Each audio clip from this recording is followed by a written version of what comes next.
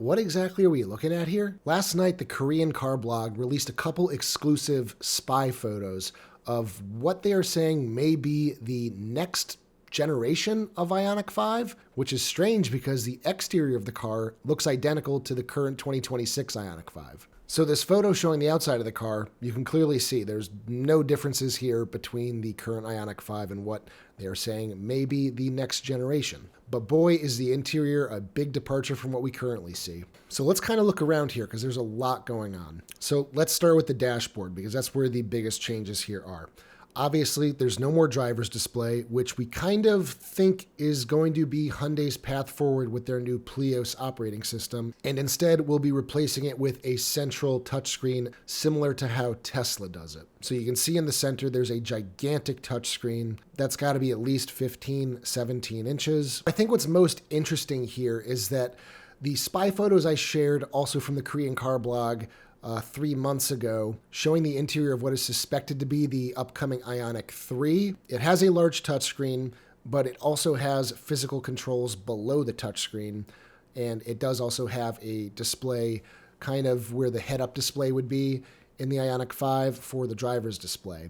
So kind of just two competing theories here about how touchscreens should be used in the Ioniq lineup. Not really sure where this discrepancy is coming from, especially considering the fact that a lot of nations are now mandating that cars have buttons and not just put everything on touchscreens. I just read that within the next year, China is going to mandate all new cars come with some form of button. We can't make it out from this photo because of the angle of the steering wheel, so we can't see if there is a column-mounted shifter. But again, that video I put out 3 months ago had a YouTube video from somebody who is showing off at some sort of auto show in Korea, the Plios operating system, and that fake vehicle had an on-screen shifter similar to the new Tesla Model Y. So not sure if they're going to be going to that with this, if this is in fact accurate. The screen in that test car in that YouTube video looks very similar in size to the one seen here in this photo. There also appears to be no head-up display, so if this ends up making it into production, you're not going to have any display in front of you unless, of course, this is a lower spec model and the upper spec versions will have a head-up display. But Hyundai really seems to be leaning hard towards Tesla here, with the air vents, similar to how they would be adjusted in that car or in a Rivian, where you use the touchscreen to move the vents around. Overall, the design of the dashboard is a big change from the current Ioniq 5, where you have not too much symmetry going on. Here we have just one big linear piece going across the entire dashboard, and it looks perfectly symmetrical on both sides. You do appear to have a center channel speaker up there, so this is likely a higher trim because the center channel is only on the higher spec Ioniq 5. Now, looking at the steering wheel, you can see the airbag is not installed in the car, so there's nothing in the center there. And it looks to me like they're going to be switching to capacitive touch buttons on the steering wheel. You don't see any delineation between the buttons where your thumbs would rest. It looks like there's a scroll wheel in the center, a button on either side. But that's a lot of extra area on the top and bottom, which is likely going to be something that you would touch. I don't think it's just going to be dead space, so they must be capacitive. On the column of the steering wheel, you can see a completely redesigned turn signal stalk. Moving over to the center console, similar shape to the current Ioniq 5 and similar layout, but it looks like this car has a completely closed off center console, so you don't have the open lower storage section anymore. You can see 2 cup holders. I do imagine that this is sliding considering how far back it is.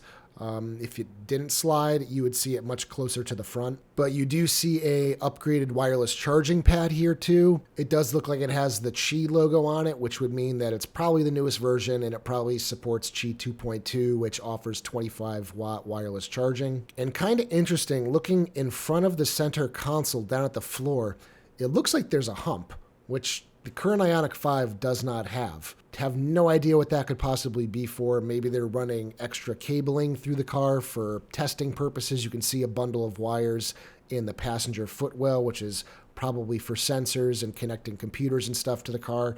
Who knows? This is all just speculative. But I can't imagine it would ever have a hump. It doesn't have a drive tunnel per se like a traditional gas car would. And then lastly, looking at the passenger door panel, a pretty big significant change here. Where that upper speaker is, I'm assuming that's a speaker grill, you can see there's no longer a door handle. Instead, lower down on the armrest area, you can see a cutout for a little button, which likely means that this car has electrically actuated door latches, which is very odd because lots of countries are banning these because of Tesla again, and issues with first responders and not being able to get into cars because the 12-volt battery dies in a crash, and then the door won't actuate because people can't find the mechanical release. If a car does have an electric door handle, you do have to have a mechanical release, which actually pulls a cable, which opens the latch. I'm not seeing here any sign of where that mechanical handle would be. I know Tesla for rear seats does it down in the cup holder, which is incredibly stupid. But for the front seats, it's kind of right next to the electronic latch. So maybe it's hidden behind the area where you pull on the door. I don't know.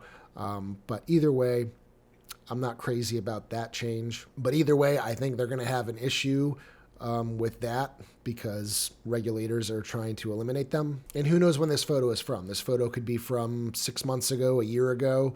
It could be from 2 days ago. But other than that, the door panel looks mostly the same. It's basically the same styling, sans the new button, looks like new window switches, and then that speaker grill where the door handle used to be. So yeah, this is really weird, really interesting.